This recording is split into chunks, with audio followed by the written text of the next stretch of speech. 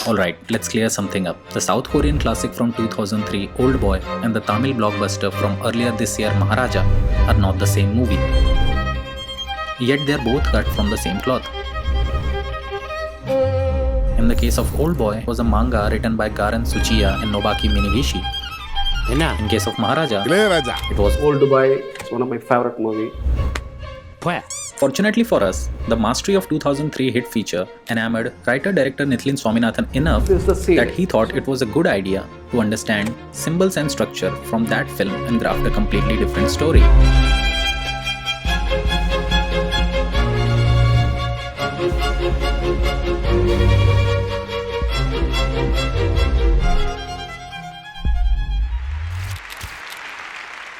제가 처음부터 계속 한 얘기가 뭐였냐면은 왜냐면 내가 그런 영화를 좋아하니까 이렇게 뒤로 이렇게 제껴서 그냥 흘러가는 거를 멍하게 보고 있는 그런 영화는 별로 나는 무슨 재미를 보는지 모르겠어요. 그렇게 편안한 휴식이 필요하면 찜질방을 가지 왜 극장에 가야만은 알 수가 없어요. 어쨌든 2003 was a watershed year for South Korean filmmaking. Bongjoonho had just landed his first hit with Memories of Murder. Kimjeewoon's A Tale of Two Sisters was the first South Korean film that released in United States. But even more significant was a darkly comedic and creatively shot revenge thriller by Park Chan-wook that combined Hitchcock, Fincher and Oedipus Rex. Oldboy was the fifth highest grossing film in Korea that year, and it was added at the very last minute to the competition lineup of 2004 Cannes Film Festival, where Quentin Tarantino happened to be serving as the chair of jury. The second prize goes to... It then made history as the first Korean film to win Cannes Grand Prix, the same award that All We Imagine As Light won this year. The film is the story of who is jailed for 15 long years and loses his wife because of an unknown assailant. After getting released, he seeks revenge but falls in love with a woman, Mido, not knowing it's his own daughter. When juxtaposed, this sounds awful similar to something Nithilan said in his interview. இவனால என் family இழந்தேன் அப்படின்னு ஒருத்தன் நினச்சிக்கிட்டு அவனை பழிவாங்க அவன் வீட்டுக்கு போகிறான். அவன் இல்லை, அவன் பொண்ணு இருக்கு, அவன் பொண்ணு அசால்ட் பண்ணிட்டான், கொடுமை. அது அவன் பொண்ணு. இதுதான் கதை. இங்கிருந்து தான் ஸ்டார்ட் ஆச்சு. இதுதான் உங்களுடைய ஒன்லைன். இதுதான் this is the seed. Where Oldboy thrust us into the journey of vengeance, Maharaja flips the script, as the noir element of Korean flick is cleverly molded into police procedure. Because now if you try to describe Maharaja the same way as we did Oldboy, then it would be something like when a man loses his family's precious dustbin in a burglary, he has to convince police officer to find it before his daughter returned back from a summer camp. Sir, Lakshmi sir. In this journey from seed to screen, the Tamil director Nithilan Saminathan understood the similarities and the differences between his story and the story Oldboy was trying to say. They anchor their emotional core in the relationship between father and daughters. In Oldboy, protagonist Odesu's journey began with his desperate longing to reconnect with his daughter, only to unknowingly step into a nightmare of manipulation and incest. Similarly, Maharaja's antagonist Selvam goes to jail and grapples with his failure to protect his wife and daughter, a guilt that drives every decision he makes thereafter.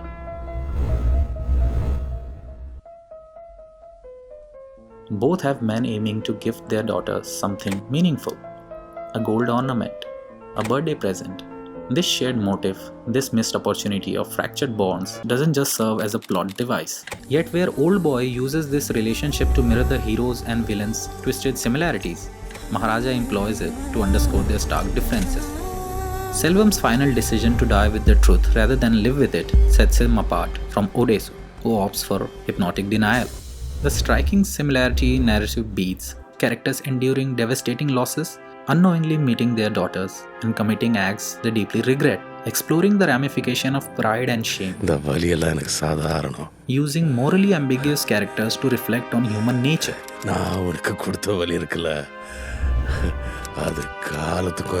And yet Maharaja diverges from reframing its themes, actively dismantling Selvan's skewed ideology, as both villains try to use the love the heroes feel for someone against them.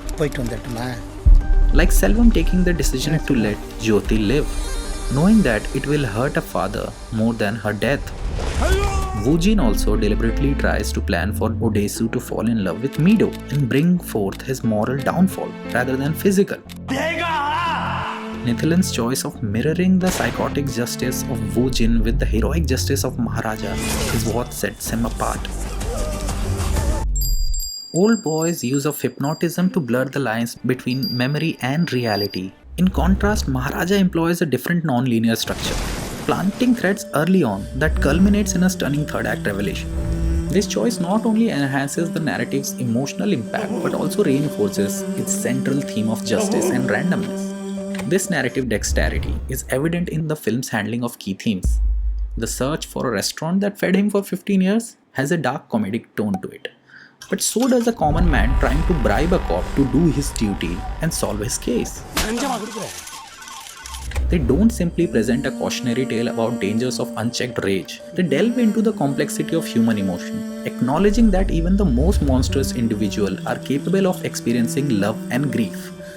Selvam's actions, while undeniably horrific, are born from a place of deep-seated pain and a distorted sense of justice. Nithilan explains here something about repeating something in his script. இப்போ சேதன்னா இப்போது first ஒரு கதை சொல்லுவார். So idea என்னன்னா, அவன் ஒருத்த போய் ஒரு கிரேஸியாக ஒரு விஷயம் பேசுகிறான், அதை எவனுமே நம்பலை, ஆனால் அது உண்மை. இதுதான் ஐடியா. ஃபஸ்ட்டு சொல்லும்போது ஃபுல்லாக ஃபஸ்ட்டு ஒரு கதை சொல்கிறான், ஆடியன்ஸ் சிரிக்கணும். அதே கதை மறுபடியும் சொல்ல சிரிக்கணும். அதே கதை மூணாவது தடவை சொல்கிறான், அழணும். இதுக்காடா நான் சிரிச்சிட்டேன் அப்படின்னு அவனுக்கு ஒரு கில்ட் கிரியேட் ஆகணும். கில்ட் கிரியேட் ஆகணுன்ற ஐடியா இல்லை, பட் புரியுது, எமோஷனாக கனெக்ட் ஆகணும். ஸோ இது ஐடியா. அப்போது 2 தடவை கஷ்டமாக அப்படியே இருப்பான். 3 சொல்லும்போது அவன் கதை சொல்லும்போது அவனே அழுவான். அப்போ ஏடா கதை சொல்லும் முதலே அழ வேண்டியதானே அப்படின்னு கொஸ்டின் கேட்கக்கூடாது. ஏன்னா ஸோ அது இப்போ ஏப்போ முன்னாடியே சிரிக்கலை அப்படின்னா அது ஒரு டைரக்டராக நீங்களும் மனிப்புலேட் பண்ணுறீங்க. இல்லை அதான் சொல்லு சினிமா பற்றி சொல்கிறேன். அதான் சினிமா நான் Repetition becomes a tool of reinforcement, ensuring that the audience subconsciously absorbs its significance. Also at midpoint, Maharaja tails suspect A from the bar, connecting back to the events planted before the main investigation even began. This fractal ploy subtly prepares us for the final revelation, reinforcing in our mind that something similar but larger could be at play here. Oldboy flips this ploy. While the protagonist does get a clue through his sheer brutality, it is also used as a mask to flip the genre later.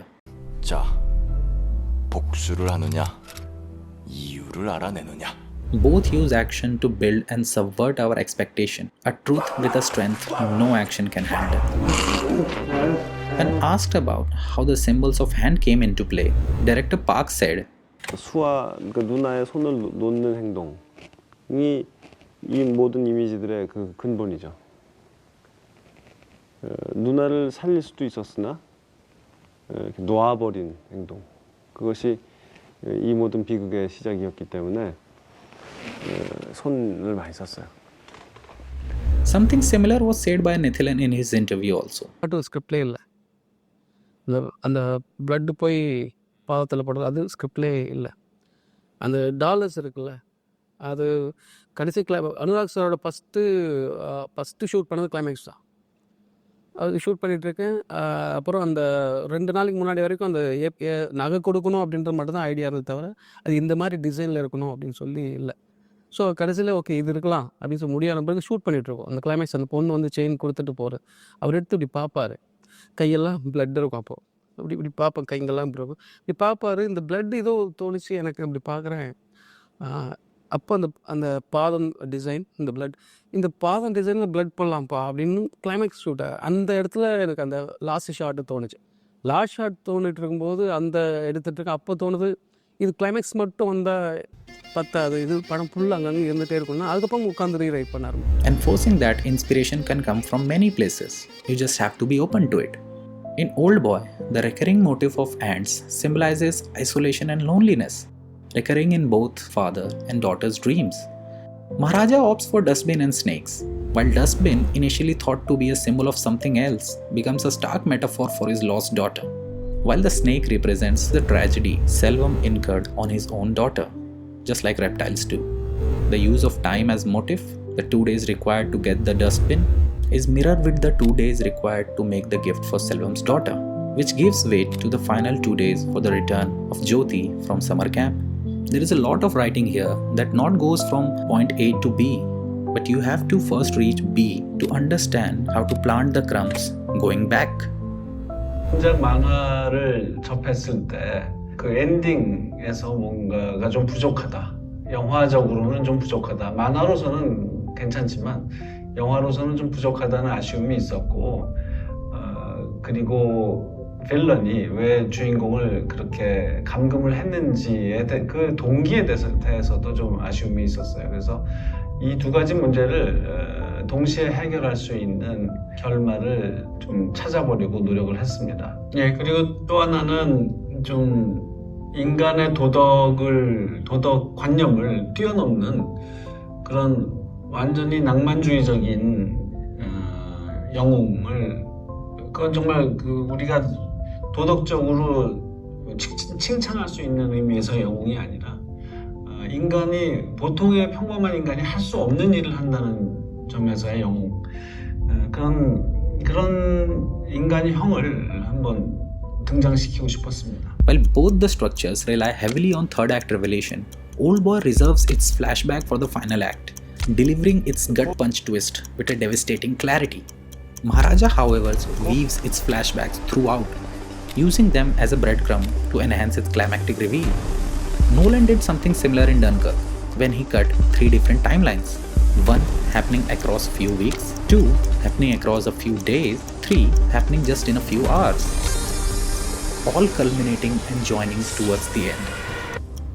Nithilan does something similar here but without telling us. For instance, Selvan's confession while tending his daughter's wound encapsulates his entire arc. This moment is cleverly juxtaposed with Maharaja's daughter's triumph at summer camp, illustrating their contrasting journeys, yet hiding a deep reveal. This could be called as a microcosm of film's central theme. In Oldboy, Odesu and Woojin are mirrors. One unknowingly spread malicious rumors about a woman yet seeks to protect another, mirroring Woojin's protective yet perverse obsession for his sister, for whom he seeks revenge yet he let her go when he had his chance to save her. Just like with Selvam, Nithilan emphasizes this by contrasting his tender moments with his daughter against his brutal choices, highlighting his hypocrisy and the overall gaze of a rapist. Yet the films diverge in their exploration of guilt. Oldboy presents shame as a cyclic and inescapable thing. Odesu's final act of cutting out his tongue is as much as about silencing his truth as it is about self-punishment, ending with him choosing hypnosis to erase the truth, still clinging to his delusions. How the hero will return to normal life after he's gotten his violent satisfaction is one of the oldest cliches of Hollywood's revenge plot. Oldboy's answer? There is no true return, only oblivion and unspeakable shame. Maharaja takes a more righteous path. His willingness to face the randomness of his past and Jyoti's bravery of facing the randomness of her present ultimately brings them at a semblance of peace, even if it's bittersweet. The willingness to face the truth versus the need to escape it will define their respective legacies, I think. This key divergence highlights their thematic difference. Oldboy is about the inescapable weight of sin, while Maharaja is about the virtue of karma and the randomness of the world. They are both cinematic twins separated at birth, a writing exercise, a Tarantino-esque love letter. They also show us that humans don't just share cultural similarities.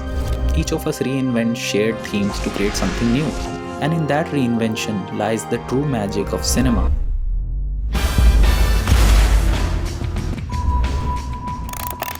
So Rifle Club, for me, is like I trace back to this age-old story of, say, The Most Dangerous Game. It's a black and white silent film. But Most Dangerous Game comes before Agatha Christie wrote And Then There Were None, which was written much later. But Most Dangerous Game was before, so you don't know who was inspired by who. Who came first, yeah. Right?